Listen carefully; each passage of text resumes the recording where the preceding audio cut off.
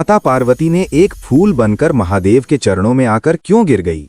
आइए जानते हैं। इस कथा में एक बार माता पार्वती और महादेव दोनों एक नदी में स्नान कर रहे थे। स्नान करके वे दोनों बाहर आए, तभी माता पार्वती के कानों में शंखनाद की आवाज सुनाई दी। माता पार्वती का ध्यान भक्तों की ओर भटक गया।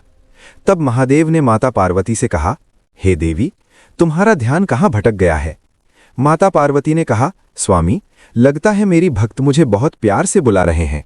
आज कलश स्थापना का दिन है, मुझे धरती पर जाना ही होगा। फिर माता पार्वती अपने कदम धरती की ओर बढ़ाने लगी।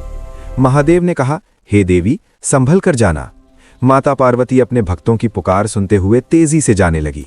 महादेव उदास होकर कैलाश पर्वत पर लौट गए। माता पार्वती तेजी से अपने कदम बढ़ाती रहीं। तभी तेज बारिश शुरू हो गई। बारिश में चलते हुए माता पार्वती थक गईं। तब उन्हें एक नाव दिखाई दी, जिसे दौड़कर वो उस पर चढ़ गईं। नाव तेजी से चलने लगी और माता पार्वती नाव से उतरकर धरती की ओर बढ़ने लगी। फिर बारिश और तेज होने लगी। माता पार्वती मंदिर में जाकर स्थापित हो गईं, लेकिन वहां के भक्त बारिश के कारण डरने लगे और वे उनके पास आने से कतराने लगे। ये सब देखकर माता पार्वती बहुत दुखी हो गईं और रोने लगी। फिर उनका कैलाश पर्वत लौटने का समय आ गया। माता पार्वती कैलाश पर्वत की ओर लौटने लगी। वो रास्ते में सोचने लगी और बोली, मुझे क्या ऐसी गलती हो गई जिससे मेरे भक्त मुझे भला बुरा बोलने लगे और बारिश के कारण मेरे पास आने से घबराने लगे। तभी गंगा माँ प्रकट हुई और बोली, हे देवी, जब आप अपने भक्तों के पीछे जा रही थी, इस समय भगवान महादेव को पांव छूना भूल गईं। इसी कारण तीनों लोकों में आंसुओं की वर्षा हो गई।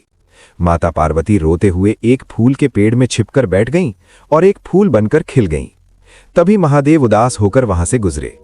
माता पार्वती रोते हुए फूल बनकर महादेव के चरणों में गिर पड़ी। महादेव ने उस फूल को उठाकर कहा, तुम तो मेरी पार्वती हो।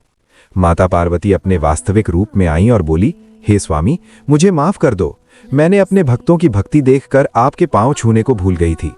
इसी कारण मुझे बहुत से भक्तों ने प्रणाम नहीं किया। महादेव ने माता पार्वती के मस्तक पर हाथ रखा और बोले, जो अपनी गलतियों को मानते हैं उनकी गलतियां माफ कर दी जाती हैं। जैसे तुमने मेरे पांव छूकर प्रणाम किया, वैसे ही मैं तुम पर अपना आशीर्वाद और तुम्हारी भक्तों को भी आशीर्वाद हमेशा दूं।